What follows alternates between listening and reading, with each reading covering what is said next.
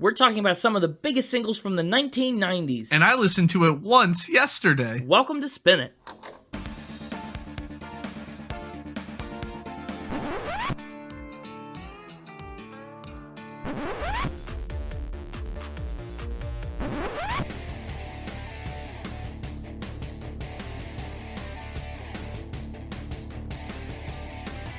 Hello, everybody, and welcome to Spin It, the record ranking podcast for people who would rather be listening to music. I'm James. And I'm Connor. And this is another live episode. Welcome to a singles episode. We haven't done a singles episode since, Spinter Wonderland. It's been a bit. Has it really been that long? Yeah, because we usually do them about every, 15 to 20 episodes. And Yeah. Spinter Wonderland was in the 70s. This episode is going to kick off the 90s for us, which is super exciting. Findies. The Findies, as we've been calling them, which you'll love. And this is another episode that we're live recording. So, you're obviously going to be listening to this episode wherever you listen to the episode. But we've got friends listening in right now. Say hi, chat. Chat said hi. I didn't hear anything. I don't think we have anybody here. No. They're here. I should inform you, chat. I came prepared with some bits of my own. Anybody who's been a fan of the podcast for a while knows that I have a history with milk on this podcast. I went to the store the other weekend, found 3 new exciting flavors of milk to try, and thus we'll be trying them throughout this episode. Yeah, I'm a little scared for that. Would you like to know the flavors? Did you want me to announce them as I decide to drink them? Oh, I don't know. Good question. I think it's better. Let's keep everyone in suspense. And then when you decide it's time to drink milk, then you could do it. Chad, I'm going to give you some power that's not really any power at all, mainly because I reserve the right to veto that power. And that is, you can say milk break, chat, and I will take a drink of it. Okay. Maybe, if I'm feeling it. I might just ignore you. Right. So it's the beginning of the episodes, numbered 90 through 99, like we said. And because of that, we decided to pick some singles from the decade of the 90s to talk about. We've not yet done a decades-themed singles episode, so I'm very excited about it. You and I, we're both 90s babies. I don't think we can rightfully claim 90s kids, because we weren't quite in that age range, but we are definitely 90s babies. Yeah. So, and the other thing I guess we should mention right off the top before we get into it is, I'm not sure if this is just selection bias because we're 90s babies and mostly we're around for the late 90s, or whether this is because the late 90s had so many good songs. But our list was surprisingly heavy on late 90s songs, and I feel like we missed a couple of early 90s. I know there's stuff from that time, but a lot of the things we landed on for the episode are late 90s. I'm going to choose to believe it's because the later 90s were better than the early 90s, and not that we could have possibly had any bias in our picking. No, none whatsoever. Milk break. We've got our first milk break. We got our first milk break. First milk break, I'm going to drink some Belgian chocolate milk. Hopefully it just tastes like chocolate milk. Uh-huh. You started with an easy one. I did. I thought I'd start off easy. Kind of ramp up. We're going to get a final ramp in milks, too? Maybe. Uh-huh. Yeah, I knew it. Yeah, it's actually pretty good. It's chocolate. Yeah, it's chocolate milk. Yeah, Belgian chocolate. Right. Good first milk break. Right. So, yeah, I guess we should make our way back to the 90s. Are you ready? Yeah, let's do it. Let's do it. In true 90s fashion, we're going way back. If we're going back to the 90s, I gotta put my baby voice changer filter on. You don't have to do that. You and I, we're not going back. We're just transporting back to the 90s. We made it. We made it to the 90s. Look at us. Oh, I love it. Remember when you had to connect to the internet and sit here and listen to this all the time? Awful. Consider me dialed in for this episode. Yeah, great. Oh, I see a request for the baby voice changer. I'm just saying. Don't do it. We kind of want it. We've got a special funky 90s themed layout too today. Just because, you know what? We're with it. We're immersed in the 90s. It's the 90s, baby. No, we don't have to be babies. We don't have to go back to the 90s. We could. I'm a 90s baby. Yeah. Okay. Grow up. I'm a 90s baby drinking some chocolate milk. Babies love milk. That's not even like how a baby sounds. Lou Bega? I hate it. Jeez. Baby out. Okay. Sorry about that, everybody. I just had to get my inner baby out for a moment. Yeah. So we're talking about a dangerous baker's dozen tracks today. We've got 13 on the docket, but one of them is really only an honorary track. Do I need to go get some bread for this episode too? I've got some. No. We're good. So the first song, we're kind of just going to go in alphabetical order, just, to keep things organized a little bit. And it just so happens that our extra song that we added, because spin cycle reasons we had to, is the first song alphabetically. Oh, yes. That song is Around the World by Daft Punk, our first 90s single for this episode. And do you know why this is in the spin cycle? Oh, is that to me? I thought that was rhetorical. No, it's not. If it was rhetorical, I wouldn't have asked it. Well, because obviously I know the answer, so that's why I thought you were just being rhetorical, and then you were going to lead up with the answer. Okay, no, but you could tell everyone the answer. It's your fault. Yeah. It's because way back on... Is it episode 0? Is it all the way back to episode 0? All the way back to episode 0. Kings of Leon had a song called Around the World, and I talked about how it was my second favorite around the world, I believe. You did, and actually, here, take a listen to this. Oh. There's another song where they did something similar, and I loved it. But I think I just heard the chorus words too many times. They lost all meaning. Interesting. Around the World, another one where it was just so freaking repetitive. 3/4 of the song is the lyrics all around the world. Around the world, all They around just the world. say that over and over the entire song. I was like, come on, I love the beat. Fun fact about Around the World, Daft Punk and Red Hot Chili Peppers both have songs by that title that I enjoy. Is that one that you've spun? Do I have to guess again? Yeah. No, but when I saw that title, I was like, oh, I know 2 other songs like that. This one actually is probably my second favorite. I think Red Hot Chili Peppers still hold the #1 spot, but it beat out Daft Punk's. Wow. So that's from episode 0. Episode 0. That's what you said about the first Around the World. Yeah, and then we did a whole Red Hot Chili Peppers episode where we talked about their version, and so now this completes the trinity. That's right. The other thing, since we're going back to the 90s, there's this kind of like back in time sort of vibe. Listening to that first recording and hearing my obsessive mouse clicking really brought me back, so I thought I'd get a couple of those for the audience. No! We did. Our podcast has grown a lot in the last 90 episodes, if you couldn't tell. We've made great strides in everything since episode 0. I don't know about great strides and everything, but maybe some Baby strides? Stop. You really did a good job of setting that up. I guess I have to give you some credit. But yeah. So that was your take on Kings of Leon's Around the World. Yep. And I actually pulled a couple clips of you talking about Red Hot Chili Peppers Around the World too. I have a question. What's your question, first of all? Well, having now already talked about the previous Around the World, do you like this one better? Oh, you're not going to like my answer. I don't know if you remember. You really hated on Kings of Leon's Around the World. I do like that one better. Really? Yeah. I disagree. I would have given this one the Spin Award for Best Song Named Around the World. Yeah, well, I'm sure you would. I don't know. I really like the pseudo-rap sections for the verses with that fun instrumental that kicks off the album. And I mean, how can you not love when you get to the outro and it just evolves into ding dang dong dong ding ding dong. It's so funny. So anyway, we go on.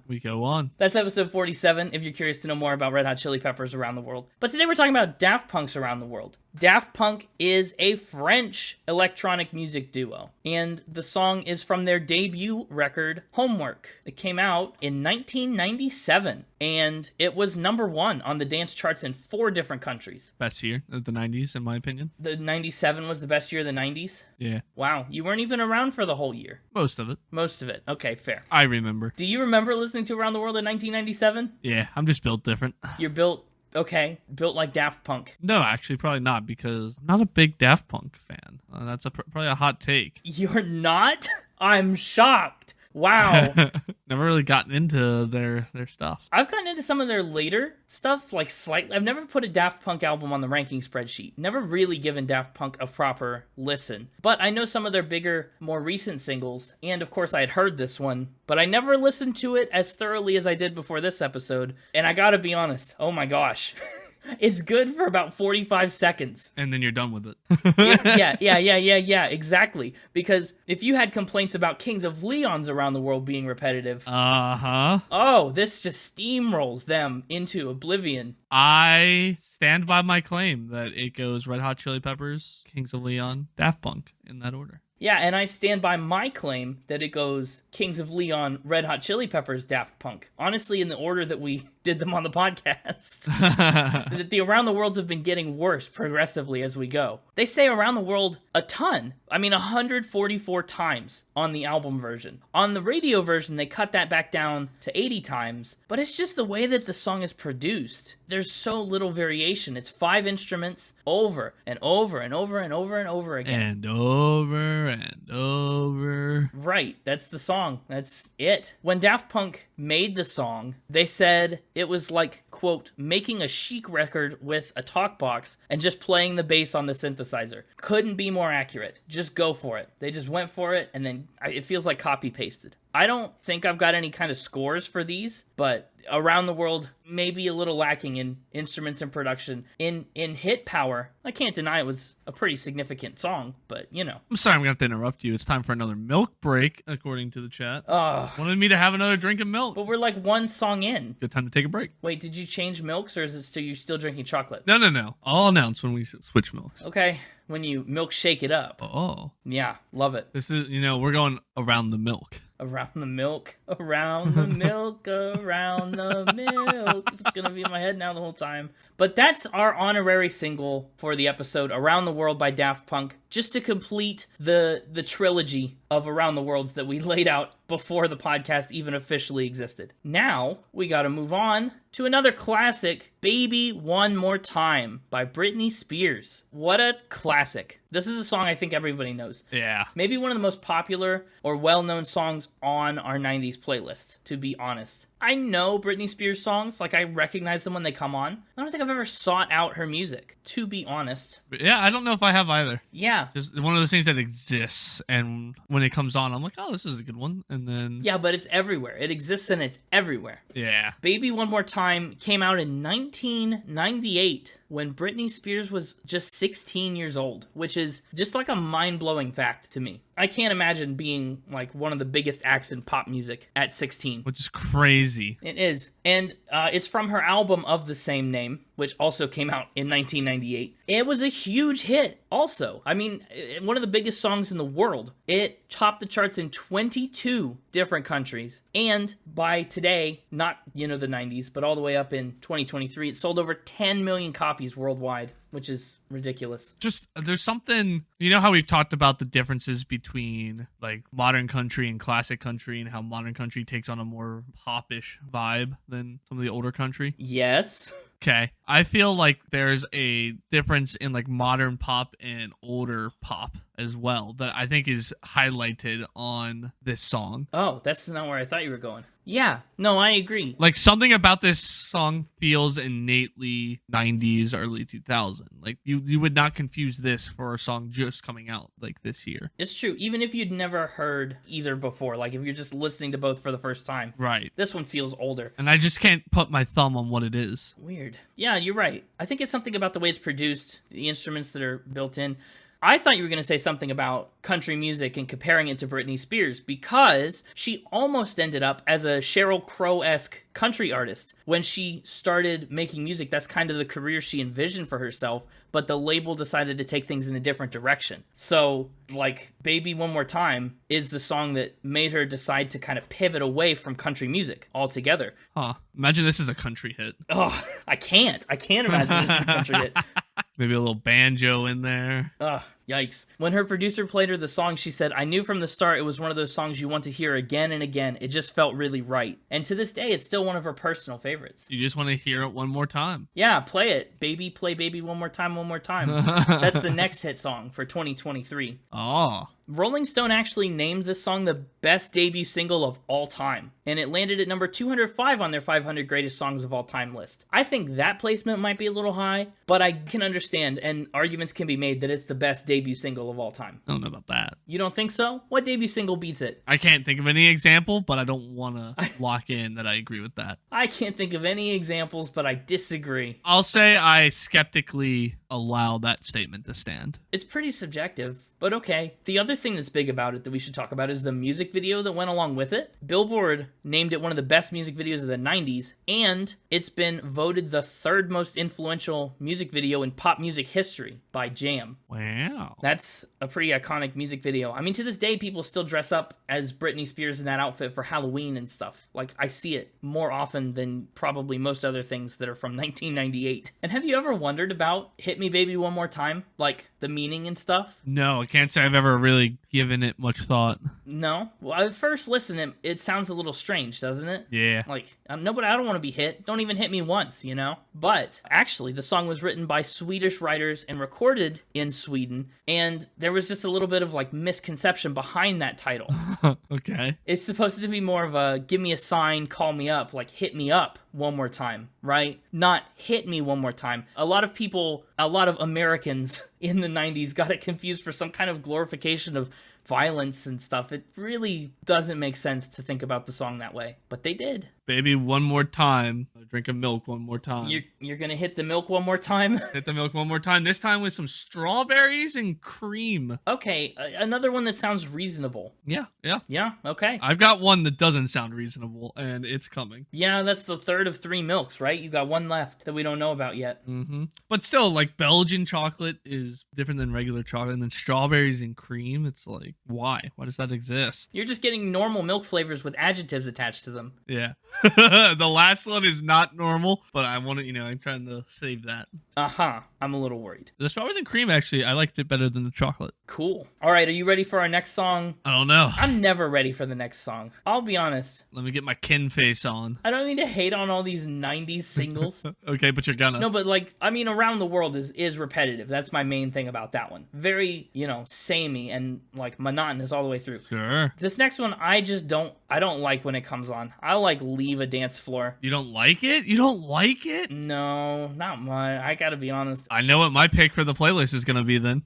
Barbie Girl by Aqua. That's what's up next. Remember this one? Listen, Life in Plastic, it's fantastic, all right? That is what they say. It's a cringy song. It's fine. It's very sing-alongable. That's a big strength for it. Yeah. But yes, Barbie Girl by Aqua is our next song of the 90s. Aqua is a Danish-Norwegian dance pop group, and it's from their debut album, which is majorly cleverly called Aquarium. Love that. And it's also a 1997 song. I don't know why the way you said that right there just instantly took my brain to Age of Aquarius. Yeah, that's another Aquarius. That was fun. That's from another singles episode. I bet this is a lot of people's go-to for karaoke and things. I don't know about that, but yeah. You don't think so? I think it's probably popular, but I don't know if it's like a go-to. Okay, maybe not. Maybe not. I feel like I hear it a lot in that setting. You're right, this is another song that feels straight out of the 90s. This is what the 90s were like. If you wrap all the aesthetics of the 90s into a sound, it's gonna sound a lot like Barbie Girl, I think. Is period correct. The song actually was conceptualized after band member Soren Rosted saw a Barbie doll in a museum exhibit on kitsch culture. Oh. Which, yeah, is interesting. Barbie's in a museum, who knew? It's one of the best-selling singles of all time in Europe, and it topped the charts for 4 weeks in the UK. Actually, I think it may be the 13th bestseller of all time in the UK, and it made it as high as number 7 in the US. That's crazy. It is! Would you ever have guessed? Would you ever have guessed this song pulled that kind of numbers? Yeah. Oh, okay. I wouldn't have. But I'm just built different. Is that going to be the theme of the 90s episode for you? It might be. To date, Barbie Girl has sold more than 8 million copies, and, I mean, obviously, it's Aqua's biggest song. Yeah. The music video has more than 1 billion, with a B, YouTube views. You know what else has a B? I don't. Baby. Oh my gosh. You worked so hard to set that up. I didn't work that hard at all. That's so loud. Sorry. You've become too dangerous. The stream episodes bring out a different side of you, I think. They really do. And the singles episodes, too. I think it's stream episodes and single episodes where you're at your most dangerous and destructive, and so this one's both. Ugh. And actually, as popular as the song was, do you know who wasn't a fan? Who? Mattel, the toy company that makes Barbies. Oof. Yeah, I can believe that. Yeah, they sued MCA Records. The band infringed on the trademark, they said. And they say that they twisted Barbie into a blonde bimbo. The band retorted and said, no, you're kind of adding your own meaning to the song. That's not what we actually said. You're just projecting that onto our words. And countersued Mattel for defamation. Ultimately, Who won? in an unsatisfying fashion, nobody won. Aw. The case got dismissed, and in 2002, a court of appeals decided the song was protected as a parody. Which, okay, you know, I'm glad nobody got sued, but I don't know if it counts as a parody. Yeah, I don't know if it counts as a parody per se, but... I don't know if Mattel or Barbie, the trademark, even makes any royalties off of this, which is kind of wild. And also, if you're curious, I mean, have you seen the trailers for, like, the Barbie movie that's coming out and stuff? Sure, yeah, I know it's coming out. I don't pay attention to it. Well, I mean, me neither. I'm not really the demographic I think that movie's marketing towards. No, I know, but, like, one of the things people are saying about it is that it's not gonna be using Barbie Girl. That's not on the soundtrack or in the movie. Like, no duh. Yeah, I'm not surprised. They were so mad about this song. They're not using it. Yeah, can't imagine it fits too well either. Probably not. I don't know if you really, in a movie about your famous kid's toy, Barbie doll, you want a song going, kiss me here, touch me there, hanky panky. No, you don't. Like, I don't think that's what you want. It's not. But it's a parody. It's just a parody. Don't worry about it. I have a question. What's that? Do you believe, I do. I was just about to ask you a similar question. specifically in life after love? Yeah. Well, that's, as a matter of fact, a good thing to ask because that's our next song. Wow. Believe by Cher. Oh, man. Great song. I didn't dislike this one. I know I was slammed on Around the World, and I know Barbie Girl is not my favorite, but I really like Believe. I think Believe is a great song to come out of the 90s. It is from 1998, from Cher's 22nd album called Believe. 22 albums. That's a lot. It is a lot. I know. This song started its life out as a demo with the iconic chorus that you just quoted to kind of lead us into this. But it made the rounds. People, were trying to get it cut, and nobody kind of wanted it. It was just a chorus. Everybody loved the chorus, but didn't have anything else. And it landed in the hands of Warner executive Rob Dickens. He decided the chorus was the only good part of the song, and he brought in a pair of other writers to clean up the rest of the song before Cher took a crack at it. So this song used to look a lot different. One thing that the song is notable for was its use of auto-tune, because people had used pitch correction to this point. Like, pitch correcting was already a thing, but Cher, cranked it up to 11. It's noticeable if you listen to this song. You can tell right off the bat that she's using it a lot. And to us today, I think, it's kind of the same thing we talked about with REM, how we know all the stuff that's come after it, and so we're so used to it now. I think we fail to realize a lot of the times how groundbreaking it was. Yeah. When Believe first came out. It was a trendsetter, a path blazer, all that stuff. Yeah. All those terms. People actually started to call that kind of heavy auto-tune use the Cher effect when they heard it in other places. She named it. Now, I have a question for you. Yeah. This is at least the second time we've done a song on this podcast called Believe. Yes, it is. The other one I'm thinking of coming from another one of our singles episodes. Our first singles episode? Maybe, no, second? Spinter Wonderland. Spinter Wonderland. It was the second. Spinter Wonderland year 1. We did, you brought actually Believe from the Polar Express as one of your picks. I think it's a great one. So if you had to pick one of them, which one would you pick? Oh, geez. They're so different. I like them both for different reasons. Yeah, but there can only be one. You can only believe in one of them. If there can only be one, it's Cher. I think I agree. And I would also put it in Polar Express in place of the other Believe. I want this song playing while the train is drifting on the ice. Just train drifting on the ice. Do you believe in life after love? It'd be a lot less suspenseful, but way more fun for everybody involved. Love it. Believe was nominated for Record of the Year, and it won a Grammy for Best Dance Recording, so 2 Grammy noms and 1 win. It also was a 23-country chart-topping song, sold over 11 million copies, and it was Cher's biggest single. It was actually her 5th US #1, and when the song came out, unlike Britney Spears, who was 16 when she had her big 90s hit, Cher released this song at 52, and she became the oldest female artist to top the US Billboard charts. It also was a new record for the longest gap between number one singles for an artist. Her previous number one was 33 years later with I Got You Babe, Sonny and Cher, you know, the classic Cher. So this song set some records. Sounds like it did. And totally pivoted the way we talk about autotune and think about its use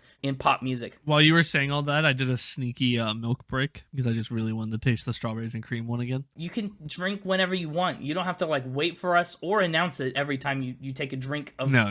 I need to keep track. These are rules you set for yourself. Do you believe in life after milk? Or, alternatively, do you believe in milk after love? Yes, I guess. Nothing's stopping you from having milk after love. Sure. Up next is a song I don't think you knew. No, I don't think I did. I put it on the list of songs we should include in the 90s episode, and you went, what's this? And I played it for you, and you went, I've never heard this in my life. I was like, what? Because to me, Blue, Da-Ba-Dee, Da-Ba-Da is a song, I mean, I heard, like, in my elementary school days, like, youth. It's a popular 90s song, and it's actually kind of making the rounds again. About to say, I've actually heard it since we had that conversation. Yeah. Thanks to TikTok. See, it's the Lil Wayne effect. It happened again. Some TikToks were sent my way that used this song, the chorus, the Da-Ba-Dee part. Yup, I'm blue, Da-Ba-Dee. Well, so that's the thing of it. There was a 2022 cover of the song by Softest Hard and T-Pain, and it's been making its way around TikTok and radio. The song's experienced a real resurgence lately, a 30-year renaissance, if you will. Blue is by an Italian band called Eiffel 65, and it came out in 1998 as a single, featured as a track on their 1999 debut record Europop. Blue was number one in 18 countries, and it reached number 6 in the United States, which is kind of weird to think about, isn't it? Like, this song that we remember so well from the 90s just, like, made it to number 6 and never higher. And it is a fever dream of a song, very much so, especially the music video. Blue's music video, I think, is part of the reason it was popular, but boy, has it not aged well. It looks like a relic today, like, to watch it. They animated it, and it's... ooh. And that's not to discredit all the work that went into it, because to make the music video, it took a team of 5 people 3 months to model all these characters and animate it in an early 3D software. It's a labor of love, but it's still a labor to watch. NME actually included it in their list of the 50 worst music videos ever. Oof. So don't expect artistic greatness. And when they wrote the song, the lyrics were actually meant to be nonsensical. They just decided to start singing some things, and unfortunately, they picked the color blue at random. It's not like a reference to something. It's not color symbolism. They just decided blue. Yeah, that's the word. We like blue. And that's just what they did. Okay, so you hadn't heard the song before, in context, I guess. What did you think of it? I liked the chorus, annoyingly catchy. Yes, but in a good way, though. But that's what you want. Yeah, in a good way. Mm-hmm. Annoyingly catchy, but in a good way. Right. I liked it. I'll spill the beans now. Didn't like it enough to make top 3 territory, but... Oh, interesting. Okay, I get that. I love it. It's a good one. I lean into the annoyingly catchy. Fair enough. The next song we're talking about is a song that I can never actually hear as it is. This is another weird spin cycle for us, in a way. It's a strange spin cycle. I never hear the song the way that it's intended. The next song we're talking about is Gangsta's Paradise by Coolio. Yep. So we definitely talked about the song when we talked about Stevie Wonder's Songs in the Key of Life, episode 30, with a B-side on spinitpod.com. We talked about his song Pastime Paradise, which is basically Gangsta's Paradise. It's this song. And we may have even brought it up again when on the Dr. Demento episode we talked about Weird Al and Amish Paradise. I think Amish Paradise is the first iteration of this song that I ever knew, and so it's the one that comes to my head the most. Yeah, and again, the order went Pastime Paradise was like the original song, and then Coolio did Gangsta's Paradise. Yep. Based off of that, and then Weird Al came along and was like, oh yeah, well I'm gonna do another version of this song. Yes, yeah. That's inspired me actually to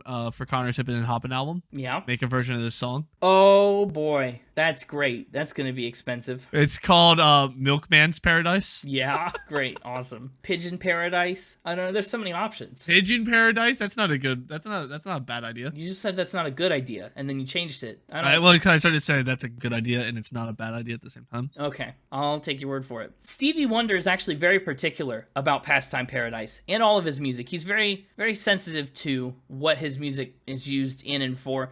He insisted that Coolio didn't use any vulgar language on the track. Coolio came with a first draft, showed it to Stevie Wonder, and Stevie was like, no, maybe clean it up, change some of that. And he did. Coolio obliged, because how can you not? You're working with some of the best music out there. Yeah. And now you have Gangsta's Paradise. He actually got to perform the song live at the 1995 Billboard Music Awards with Stevie Wonder, which is really cool. That scene at the end of Weird Al's parody documentary, The Weird Movie. Yeah, where he's accepting like his award and performing Amish Paradise, and like they got like Coolio there like shaking his head all angry. It lives rent free in my head. As it should. That whole movie lives rent free in my head. That was one of our first spin at movie nights. It's a wild one for sure. Gangsta's Paradise came out in August of 1995, and within 2 months, it went platinum. Sold over 1 million copies in 60 days. That's a lot. It was actually Billboard's best-selling single of the year. Again, remarkable that it came out in August, almost the year's end, and it was their best-selling song of the year. In 2008, VH1 deemed it the 38th best song in hip-hop, and it also won a Best Rap Solo Performance Grammy. And much like Barbie Girl, this music video also has over 1 billion YouTube views. Impressive. It is. I like the song a lot. Coolio said when he wrote the song, his inspiration was really like spontaneous, He says, Gangsta's Paradise wanted to be born. It wanted to come to life, and it chose me as a vessel. So it doesn't get any easier to write a song than that. When something just feels like it's flowing out of you, usually those are the songs I think that turn out the best. Are we ready to get jiggy with it? I think so. This song feels like a slap in the face. Are we still making Will Smith slap jokes? Ooh. Is that still in the zeitgeist? I don't know. I think it is, because isn't it right back in the zeitgeist right now? Because the Oscars just happened? And Chris Rock just put out like a new comedy special where he talks about it. Yeah, maybe we're riding the wave again. I don't know. The next 90s single we're talking about is Get Jiggy With It, the pretty much signature hit of the non-roommate of 21 Pilots, Will Smith. It came out in 1998, and it's another one that's from a debut album. It's from Will Smith's debut, Big Willie Style. So like Gangsta's Paradise, Getting Jiggy With It also samples some songs. It samples He's the Greatest Dancer by Sister Sledge and Sang and Dance by the Bar-Kays, which I didn't realize. I am not familiar with either of those songs, though, so I don't know how I really could have realized it. Getting Jiggy With It was #1 on the Billboard chart for 3 whole weeks, and it earned a Best Rap Solo Performance Grammy, just like Pastime Paradise. The song did kind of become a little controversial as it aged. Not everybody always has loved Getting Jiggy With It, so much so that Pitchfork called it one of the 7 worst US #1 singles of the 90s in 2010, which is a lot of numbers, I guess, back to back. The 7 worst #1 singles of the 90s in 2010. What do you think? What's your take? Is it one of the best or one of the worst? I'm not a big fan of it. No, I'm not a huge fan of it. It's not bad. It's just, Okay, I can get behind that. It did draw a lot of criticism, too, for being pretty repetitive, just like Daft Punk and Around the World. 90s were a repetitive time. They were. You could say that again. 90s were a repetitive time. 90s were a repetitive time. Okay. You're like a broken record. 90s were a repetitive time. Oh my gosh. Oh my gosh. I can't. I'm done. All right. Yeah, repetitive time. People really did love the song's lightheartedness, its attitude, all that stuff. The music video for Getting Jiggy With It was directed by Harold Hype Williams and filmed in Las Vegas, not on his ranch like 21 Pilots House of Gold. And it earned him a 1998 MTV Music Video Award for Best Rap Video. So how about that? The other thing that's important to note too is that the phrase Getting Jiggy With It did exist already, not a Will Smith original. It's a term I guess that's used to denote denote something that's sexy or stylish, and Will Smith was like hoping to co-opt and kind of transform the meaning of the word, which I think he did, because I don't think of sexy and stylish when I think of jiggy now. I think of Will Smith getting jiggy with it. No. Here's another one, okay? Do you know who baffles me as an artist and just always has? Yeah. Meatloaf. I've never listened to any other Meatloaf songs aside from this one, but I feel like I remember him being on like the Celebrity Apprentice or something. He doesn't look like a rock star. He doesn't act like a rock star. His name is Meatloaf. He doesn't sound like a rock star. He's got a good voice. I don't understand. Who is Meatloaf? Who is Meatloaf? Added to the Spin It Mystery Department just to figure out who is Meatloaf. Yeah, I mean, what's the deal? The next song we're talking about is I'd Do Anything for Love, but I Won't Do That. I mean, what a song. What a, another marathon song. 5 minutes long, even longer. This is one of the best singles of the 90s. I guess Around the World is even longer and even less substance, so I really can't complain. But that's comparative. I'd Do Anything for Love is still quite the track. Do you have any thoughts on Meatloaf? Do you have any other experiences with Meatloaf? Not the food, the guy. I like to eat it. No, see, that's what you don't like to eat the guy Meatloaf. You just like to eat the food Meatloaf. Yeah, my mom makes a really good meatloaf. Shout out to my mom. There you go. I would do anything for my mom's meatloaf, all right? Good to know. So would Meatloaf.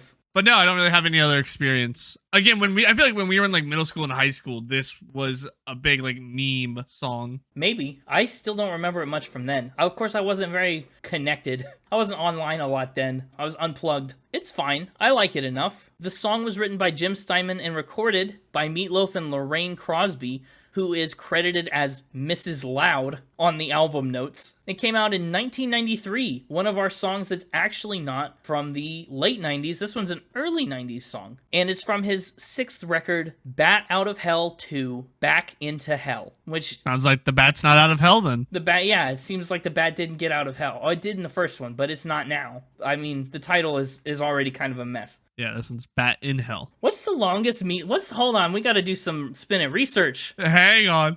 World's longest... Wow! Wait, okay, so the Guinness World Record for the world's largest meatball, not a loaf, different shape of meat, is 1,110 pounds, and it was set in Columbus, Ohio. Really? You live very close to the world's largest meatball. That's awesome. I found the world's largest meatloaf, apparently. Hang on. Oh, here. What? There's a whole thing called Burning Loaf. Apparently, Burning Loaf is a thing where a group of guys, it says here, the rules of Burning Loaf are simple. Get a group of guys together, barbecue a meatloaf, and give away money. Okay, yeah. They've raised more than $55,000 over the past 8 years at Burning Loaf founders, yada yada. Aha! Burning Loaf being placed in the Guinness World Records by way of a meatloaf weighing at least 220 pounds. That's a lot of meatloaf. That's a lot of meatloaf. It is. But that's not a length, that's just a weight. We're not going to find length. You could make a very skinny long meatloaf, and yeah, weight is probably the real definitive one. The longest loaf of bread ever recorded is 1,211.6 meters. What? 3,975 feet.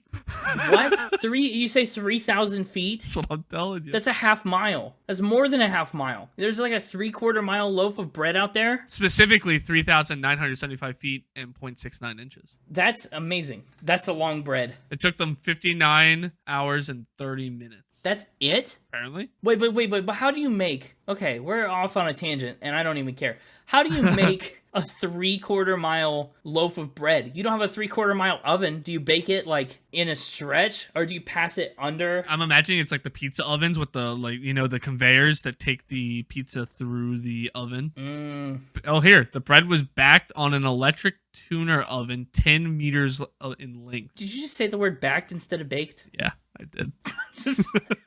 No, but it's written that way, actually. So maybe it is supposed to be backed. It's spelled back. Oh, okay. Hey, bread makers in the chat, let us know. It says the bread was backed on an electric tuner oven 10 meters in length, specially manufactured for this event. Huh. After baking, the bread was placed on a continuous baking pan, was pulled by a steel cable conducted by a system of rail with rollers to facilitate its movement. At the end of the event, the final loaf was distributed to more than 15,000 people. That's amazing.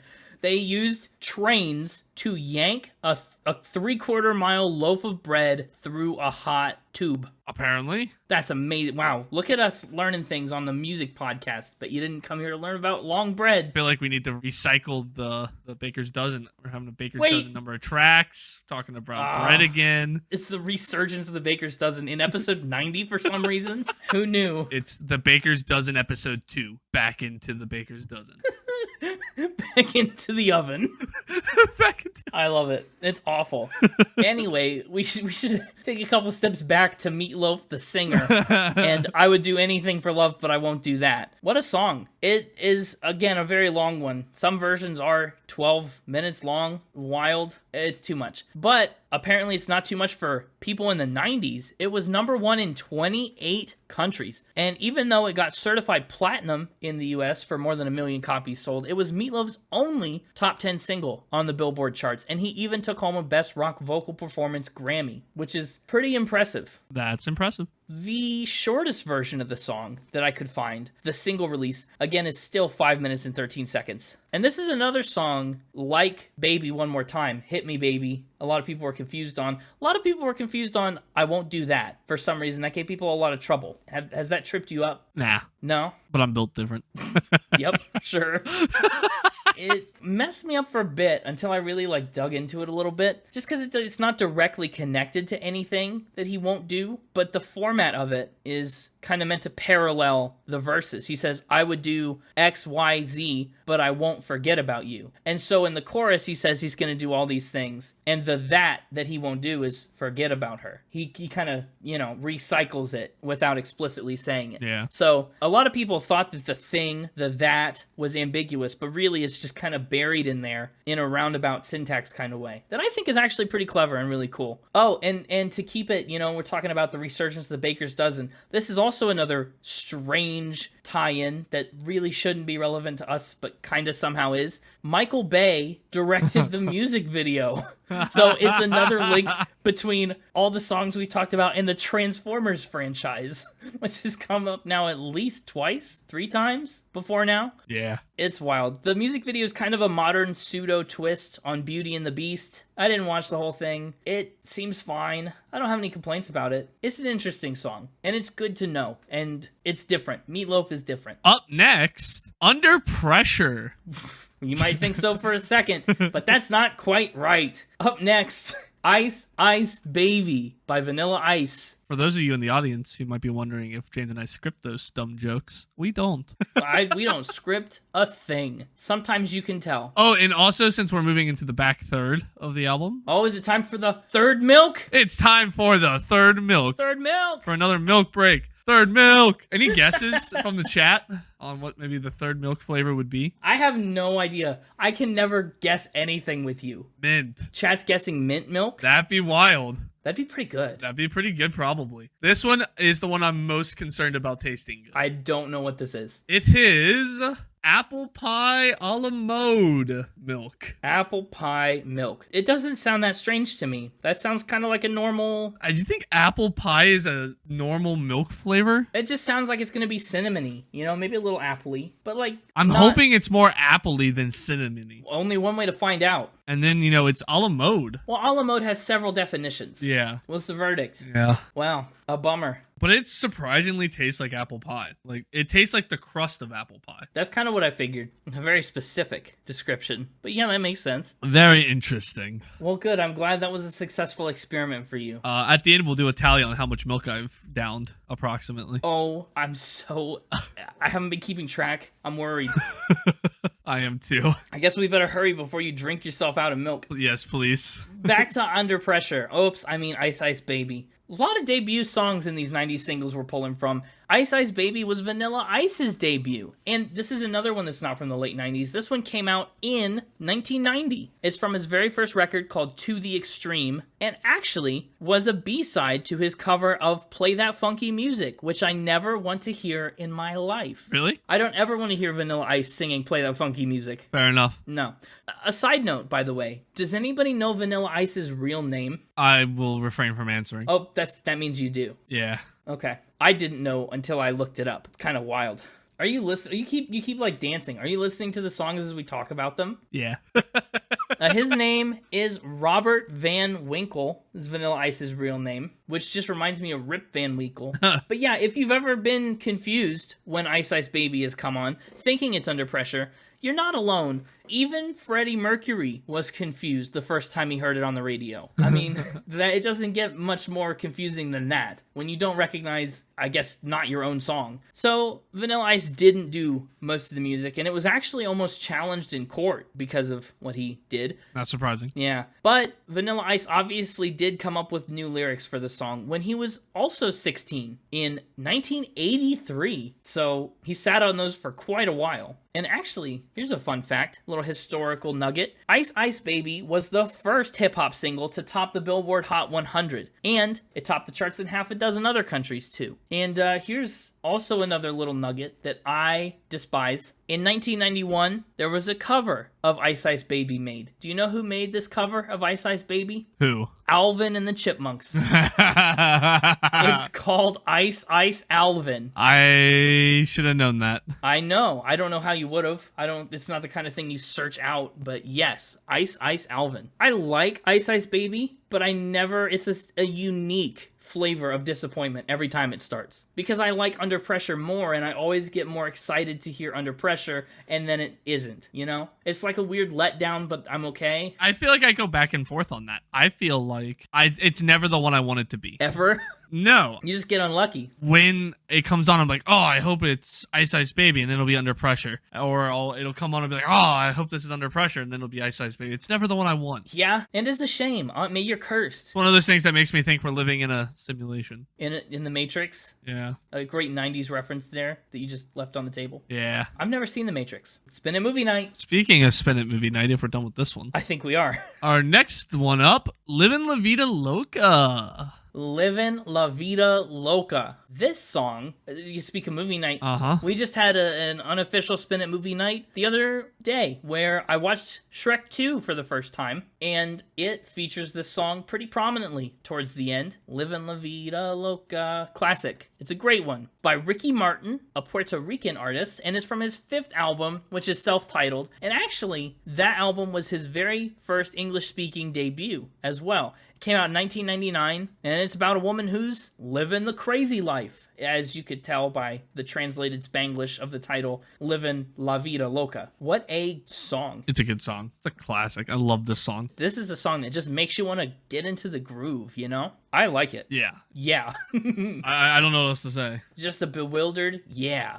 It's awesome. Love it. It is a pretty awesome song. And one of those rare instances where a song is pretty universally known, like instantly recognizable. And I think this would qualify for maybe a one-hit wonder, too. Yeah. I mean, we didn't touch it on our one-hit wonders episode, but I feel like we could have. Definitely could have. Yeah. But hit is definitely the right word to use for it. It was number 1 in more than 20 countries, including the US, where it stayed for 5 straight weeks. And Ricky Martin was the first Latin artist in history to be nominated for an MTV Video Music Awards Video of the Year award. And the song is credited with helping kickstart the Latin pop explosion in music just in general. This song really helped mainstream and popularize the genre. Do you like, okay, this is a tough question for you maybe. Do you like Ricky Martin's version better or the Shrek 2 version better? Ooh, that's such a hard one. I know. That's why I have to add, this is Spin It. We ask the tough questions. I think I'm going to give the song to Ricky Martin. Okay. But just like in general, like if you're taking the whole package of the music, and I haven't seen Ricky Martin's music video, assuming one exists for this song.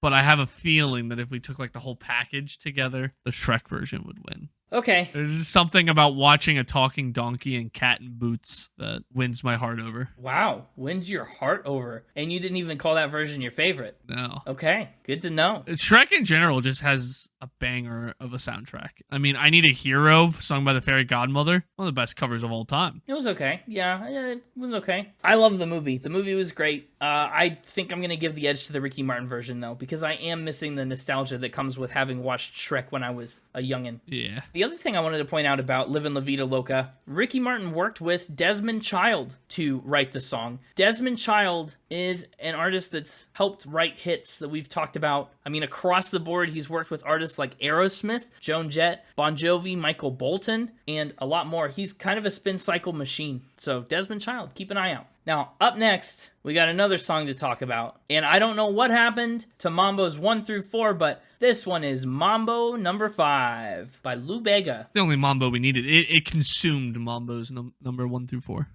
Why was Mambo 6 afraid of Mambo 5? Because Mambo 5 ate Mambo's 1, 2, 3, and 4. Whatever. What do you mean, whatever? You're the one that made the joke. I know, but it was a bad joke inspired by your whatever. You can't be like, whatever. Like, it would like toss it aside like you do my dumb jokes when you're the one that made it. I get to say whatever. Do you want to? Nah, I'm built different.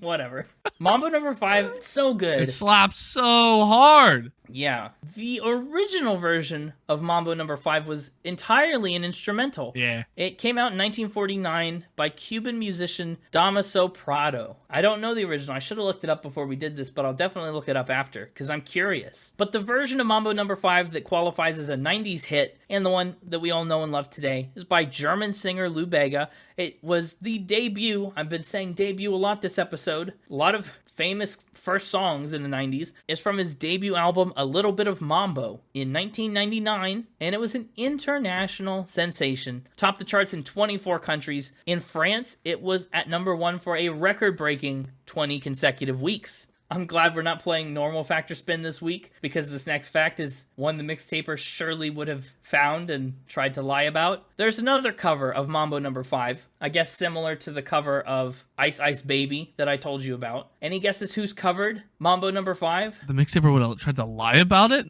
Yes, I guarantee. I 1,000% guarantee that if we did a factor spin on Lou Bega, this would have been there. The Mixtaper would have said it as a fact, and I would have said it was a spin. Gotcha. So he would have been telling the truth. You just accused him of lying about it. No, it is that unbelievable. Who? Everybody's favorite construction worker, Bob the Builder.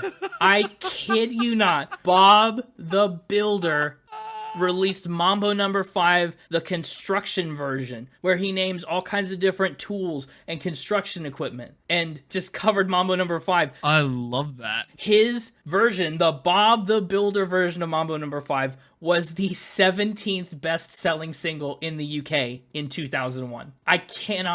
That blows my mind. That's awesome. Incredible. Who would have believed it? I don't know. I wouldn't have. That's what I'm saying.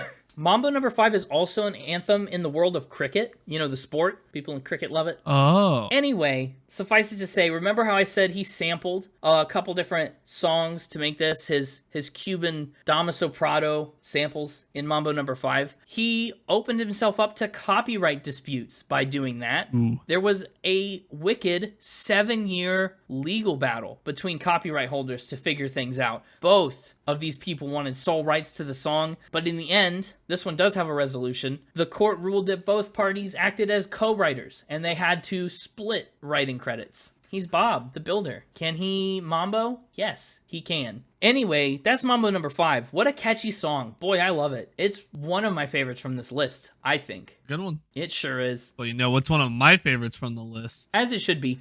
Up next is My Heart Will Go On by Celine Dion. I'm a big fan of the Titanic Makes Everything Better videos where they take this song and put it over top of other famous movie scenes. Oh, interesting. I can believe that. Have you seen those? I've maybe seen a couple. Oh, they're hilarious. We're going to watch some of them after this. So, you know, between you and me, I guess this is just the thing I say every time we mention a movie. I've never seen all of Titanic. That doesn't surprise me. It actually surprises me you've seen any of it. So, I saw it on TV one day, and I put it on, and I watched the first maybe 2-ish hours, and then at like the 2.5 hour mark, I watched the Titanic hit the iceberg, and I looked, and there were still like 2.5 hours left, and I had to leave. And so I stopped watching and left, and never came back to it. So, it's a long movie, but I just have never gotten through it. Near The song... wherever you are, I a classic, will drink instantly recognizable. you flavored milk, yeah.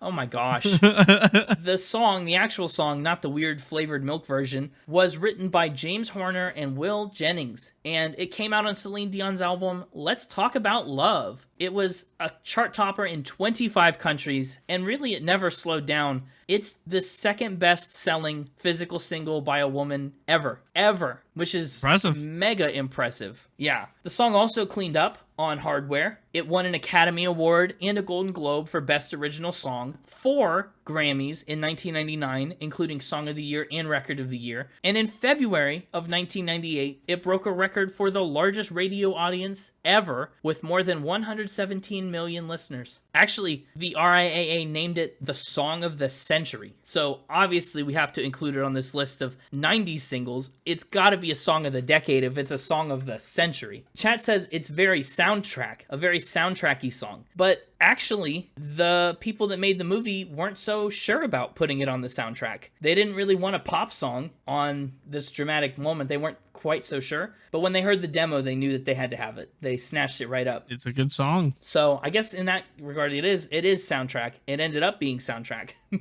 But yeah. Other fun facts, that fun instrument in the song is a tin whistle, iconic, and Celine Dion recorded her vocals in one take for the movie version. Wow. I know, one take. But the album version features some redone parts and some tweaks, but the movie version is all one go. Incredible. And last but not least, to close out the Baker's Dozen. Yeah, our Baker's Dozen song is one I know you've seen the movie that does a version of it. I've seen a couple movies that do a version of it. We're talking about Wannabe by the Spice Girls. And specifically, I'm talking about Chicken Little. I thought so. Chicken Little, yes. This is, again, 90s babies, Connor and I. We're not 90s kids. We're 90s babies. And so Chicken Little, I mean, was like a pillar in our childhood, which is weird. Mm-hmm. But anyway, in Chicken Little, they definitely sing Wannabe for karaoke. That was kind of my first exposure to the song. I think it was for a lot of people in our age. The other popular media that this song is in, that's been making the rounds lately, is that Amazon Prime show The Boys about superheroes. The song features prominently in a very memorable scene from the first season that I will not spoil, but it leaves you flabbergasted. It's probably the best way to describe it. Yeah. Wannabe was the Spice Girls, I'll say it again, debut single in 1996, and it's probably their most popular song ever. It's from their debut album, simply called Spice. And it's actually the second song they ever co-wrote professionally as a group. They basically wrote the bulk of it out in 30 minutes with just a drum machine, and they said it was a sudden creative frenzy. It's a lot. The song is a lot. It's very in your face, which you gotta kind of love. They took a lot of inspiration for Wannabe from Grease, the musical, and the song Summer Nights specifically. They also recorded the song within an hour, compared to sometimes 3 days of work on their other songs. So, I mean, think about that. It's the same kind of thing like we talked about with some of the songs on Bambi by Hippocampus or Eric Church, where they just cranked it out so fast. Impressively fast. Imagine going from nothing to a hit song in an hour and a half. But that's just for the general recording. They did do a couple different remixes because the original didn't turn out quite like they wanted.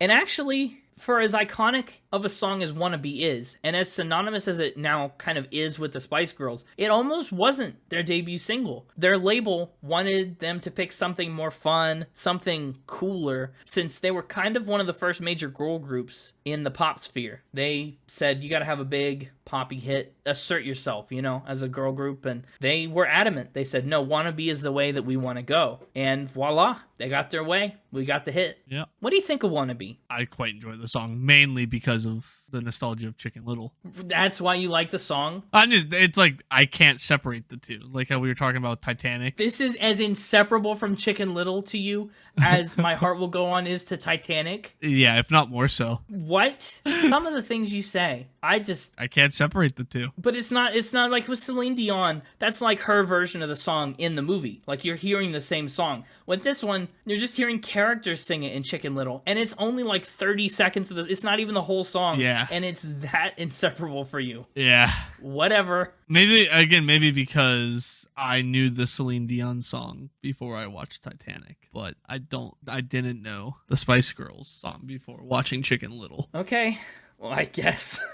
I suppose. Can't help but think about Chicken Little when I hear this song. I don't know what to tell you. That's all you needed to say. There were also a lot of other songs I was sad that we had to drop from the 90s singles list. Yeah. Maybe we'll find a way to get back to them. Got new in 90s Part 2, back in the oven. 90s Part 2, Bat Out of Hell. Yeah. But anyway, that is our Baker's Dozen. Oh, the stream's not over yet, by the way. We still have, we have to play Guess Who or Spin. It's time once again to bring the Mixtaper on out here. We haven't played Guess Who or Spin in a while. Yeah, he's ready. He's ready? That's excellent. Well, let's hit some Guess Who or Spin. For the first time, I think, since episode 45, maybe? Been a minute. Been a minute. Let's jump into it. Hey, it's me, the Mixtaper. Hello. Hey, Mixtaper. Welcome back to the podcast. How are you? Good, making my on-screen debut. It's exciting. It's so exciting. What an iconic moment in Spin It history. Yeah.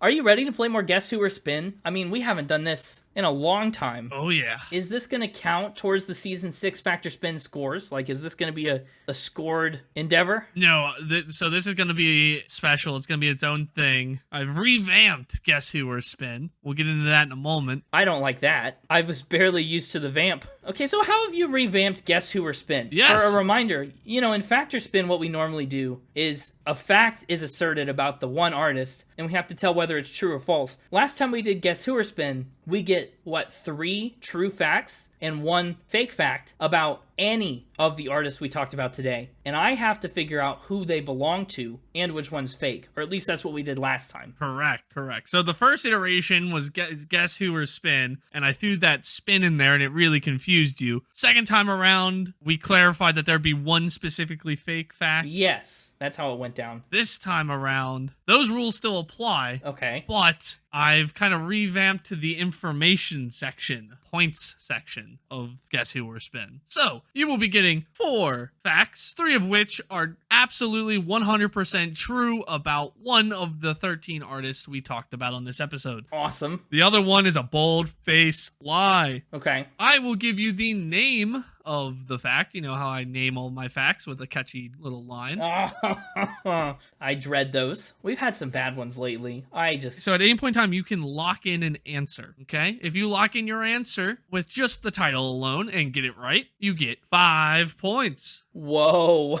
If you ask for clue number 1 and lock in, that drops you down to 3 points. Wow. If you ask for a second clue, that drops you down to 2 points. And if you ask for the third and final clue, that is going to be a very illuminating clue, it drops you down to 1 point. Okay. And of course, if you get it wrong at any stage, you get 0. Oh, it's not like an I get to keep guessing thing. Before I got 3 strikes. No, you gotta lock in when you you think you're confident enough to go for the points. I like that twist. As a fan of your work, I would love that twist. As me, a participant in this awfulness, boy, I hate it. I've done my best to make each clue give away the answer a little bit more and more to try to, ramp it up that way. That's good. I do appreciate that. We'll see how well I did. This is my first time doing this, so, we'll see.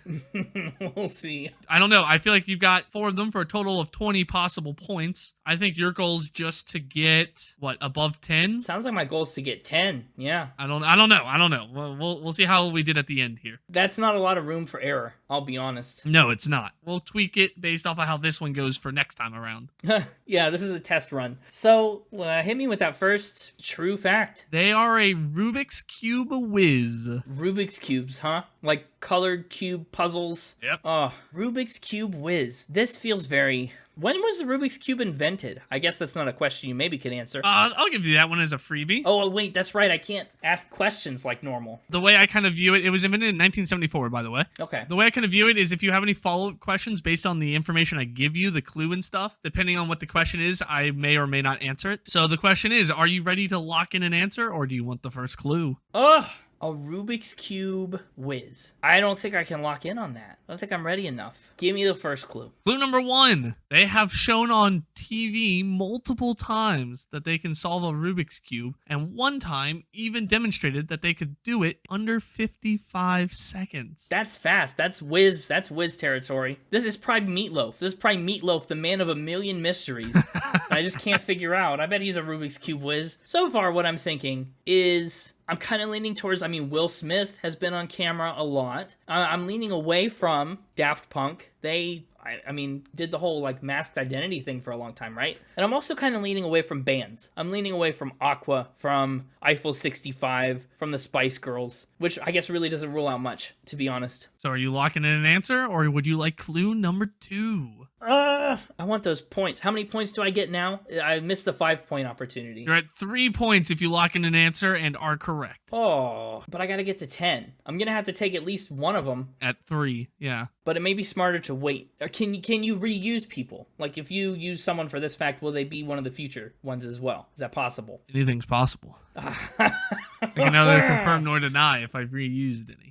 And so in past times, too, I've been able to, like, set one aside if I think it's the spin until I've heard the others. Is that an option this time? I will say you can bank 1. So you can only ever have 1 banked at a time. Yeah, I'll bank this one for now. Okay. And I'll answer it after I've heard the next fact. Maybe I'll answer it even after I've just heard the title, whether I think it's true. Fair enough. Second one, they inspired a villain. Oh, that's hard, too. Very hard. Yeah, as we're doing this, I'm thinking that the title only lock-ins should be worth like 20 points on their own. That if you can nail it off of that, you just win. I was going to say, that's tough. I think I'm going to go say the Rubik's Cube. I think I'm going to say that's a Will Smith. You're going with Will Smith, locking it in for 3 points. I'm going to lock in Will Smith on the Rubik's Cube. This fact is about Will Smith. It's about Will Smith. Oh, that's awesome. I figured, see, the TV thing, you said he appeared on TV a lot, and that's what took me to him. As I said, I tried to give a little more clues each way. Yeah. Clue 2 was some of the characters they have played in their acting gigs have incorporated this niche hobby into their characters. So clue number 3, which would have only gotten you 1 point, was this princely hobby is so fresh that people can't help but get jiggy with it when he does it. Oh, that's the level we're talking about. Yeah. If you make it to clue number 3, it's a dead giveaway. So I shouldn't miss any of these. That's kind of the levels of detail you can expect. I'm glad. I'm relieved I got that one at 3. I was a little worried. I'm impressed. Let's jump back to they inspired a villain. Yeah. Feels a little too vague for my tastes. Okay. I think I need to take one more. One more. All right. Clue number 1, knocking you down to 3 potential points. They inspired classic Spin It villain Barry Manilow to write his 2011 album 15 Years. I would not have guessed this was the direction we were going at all. Because he's a menace, not a villain. We've been over this. They inspired a menace then. I was out here thinking like Meatloaf with his bats and things, or like Daft Punk with their masks and stuff. But certainly Daft Punk didn't inspire Barry Manilow to do anything. Wow. So they inspired Barry Manilow to write what album? His 2011 album, 15 Years. 2011. Darn you. What's important about 15 years? Is there anything significant about the title? Yeah, sure is. To get what, though, you'll have to buy another clue. Oh, you're right. It kind of is like I'm starting with full points and just spending them to get information to see how many I get to keep. 15 years in 2011 puts us in when 1996. So Spice Girls had Wanna Be in 1996, but that's the only one. I don't know why Barry Manilow would write an album inspired by the Spice Girls. I'm not confident enough. I'm going to take another clue. Next clue, clue number 2, dropping you down to 2 potential points. The inspiration came from Manilow watching them struggle with having a life of privacy. Okay.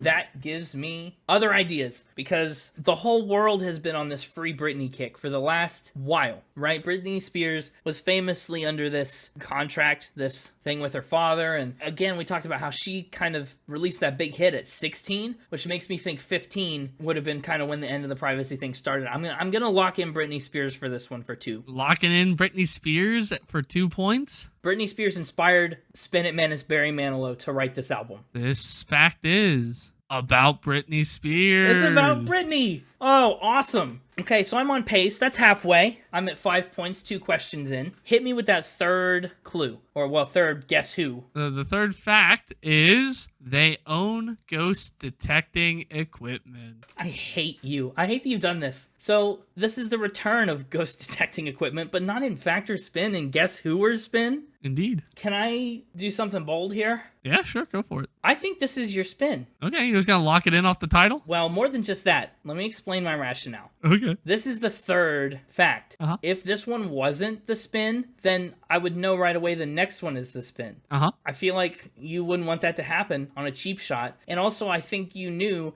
that giving me ghost detecting equipment as the spin would frustrate me because there are so many artists that it could be about. And we've talked about how it belongs to somebody that I haven't picked for an episode yet, but I will pick eventually. And I just don't know who it is. Like, you teed this up so far in advance that I don't even know about it. And some of these people are very, very possible potential episodes. They're locking in spin then. I'm locking in that this is your spin. Off the title. You don't even want to hear clue number 1? I don't. All right, that's fine. Because it's not true. This is a spin. You see, you made the classic blunder of the fact that I know what order I'm giving these to you in, and I knew you would think I wouldn't want to save the spin for last. But there's too much coincidence that ghost detecting equipment. It can't be true here. Fine. You've already locked it in. I'm telling you that this fact is my spin. I knew it. I knew it. That was a bit of a foolish move for you, I think. I should have given it to you as number 2 in hindsight. You should have given it to me as number 2. I didn't think ahead. But that brings us into our final one that we know is true about somebody. It's got to be true. They were roommates with 21 Pilots. No, I'm kidding. I would be so blown away. It is. They got stabbed in the butt and lost 4 pints of blood. Speaking of, have you finished 4 pints of milk tonight?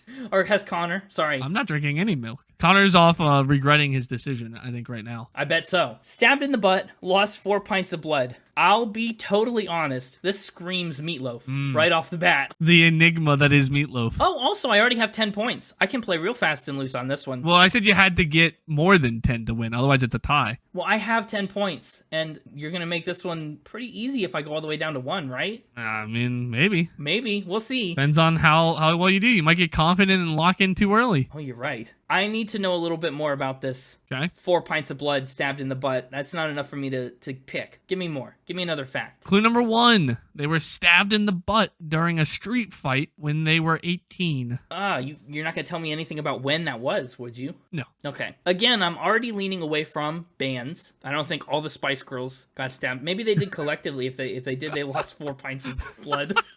Each of them lost a pint. Yeah. It's like that scene at the end of like Saw 5 or 6, whichever one it is. Where they all have to collectively do it, but yeah, they left everyone behind. Yeah. Spoilers for Saw 5 or 6 or whichever one that was. I think I need another clue. I don't want to gamble with this last point. That's fair. Clue number 2. They have been known to embellish their stories of growing up poor and therefore have threatened on many occasions to pull down their pants on stage and show off the scar. Wow. What a final ramp this is turning into. Who's got a show-offable butt scar? I still think this is screaming Meatloaf to me. I just don't know anything about the man. Also seems like maybe something Vanilla Ice would do. So you locking in an answer, or are you going to play this baby mode? I'm not locking in an answer. And ask for the clue number 3, like a baby. You can try and antagonize me all you want with your baby mode. You can even say the baby voice again. Little baby mode? Little baby mode. Yeah. I saw that one coming a mile away. I'm not risking this point. I'm going to take the last clue. Clue number 3. I bet after he got stabbed, his butt was sore, so he put some ice on it. Meatloaf. No, I'm just kidding. Well, I'm going to lock in Vanilla Ice. This fact is... Did you lie on this? What if that was a lie? I can't. I have to lock in Vanilla Ice, right? Because you said ice on the butt. If you're lying, I will never forgive you for this. You don't know how tempted I was to lie on clue number 3. But, I'm an integrous dastard, as we've said many times before. And so this fact is about Vanilla Ice. Oh, a massive sigh of relief. I really thought you were about to say Meatloaf. I really did. For some reason, I thought that last clue would have been a red herring. Yeah, I really considered switching it up just to mess with you, but I got too much love for the game. No, I appreciate that. I like Guess Who or Spin. I like this new twist, too, with the point values. Yeah. I squeaked the win out by 1 point. I planned for you to lock in the ghost detecting equipment one on title alone. What I didn't expect was you getting Will Smith at 3 points. I thought you would take the second clue since it was the first round. You'd want to see what clue number 2 was like. I mean, that's why I held it and tried to bank it for a second. I thought I was going to have you at like 9 points going into the final round, so you had to lock in at 2 in order to get the win. which would be awesome. That's good gamesmanship. I appreciate the thought there. You blew me away with locking in Will Smith on clue number 1. Well, good. I did the right thing. What a slap in the face to you. Hey, now. You're an all-star. But yeah, I'll analyze the footage like any good player of any sort of competitive game. Analyze the tapes. Yeah. See where I went wrong. Figure out where we can tweak the point values or the rules or the clue stuff. What an exciting episode this has been. I love it. Let's say goodbye to the Mixtaper here. Yes. I sign you off with my signature. Yeah! There it is. What a fella, that Mixtaper. So we'll get Connor back out here. We'll make our final thoughts. We'll do a final spin and some playlist picks, and then we will leave you be until the next episode. I'm regretting the amount of milk I drank. Yeah, can we get a milk tally for the final spin? Yeah. His milk tally was, That's how you could tell how much milk he's had. Connor drank 3 different types of milk on this episode. Yeah, we had Belgian chocolate, strawberries and cream, And apple pie a la mode. Yep.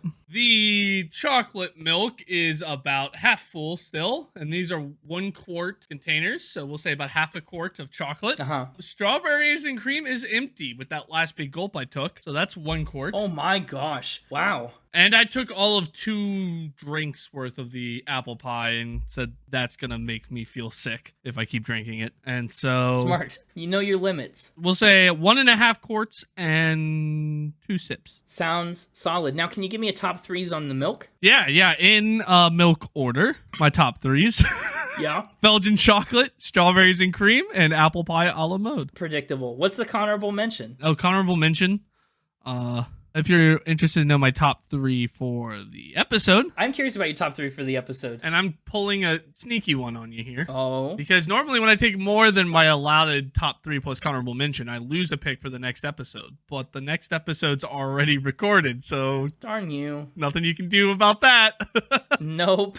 So, I'll just let it be. It's a special singles episode. yeah, I only took 1 additional. Okay. But they are in episode order, or I guess in alphabetical order. Order. Since they're in alphabetical order. Believe by Cher. Oh, good pick. Livin' La Vida Loca by Ricky Martin. Nice. Mambo Number 5 by Lou Bega. Good choices. My Heart Will Go On, Celine Dion. We're getting a Chicken Little honorable mention. And Wannabe by Spice Girls. Wow. A shock. That's a good top 4 and a honorable mention. Yep. I think those make pretty good sense. For me, I don't have a score to give because singles. So I'm also going to take a top 3 here. Okay. My top 3 is going to look different than yours a little bit. I feel like I have to take Baby One More Time. Really? Okay. It's iconic and a classic, and one of the few songs that I knew decently well before digging into this. I'm also going to have to give one to Believe by Cher, because of course, incredible, great song, loved it. I think I'm going to give one to Mambo Number 5 in the official top 3.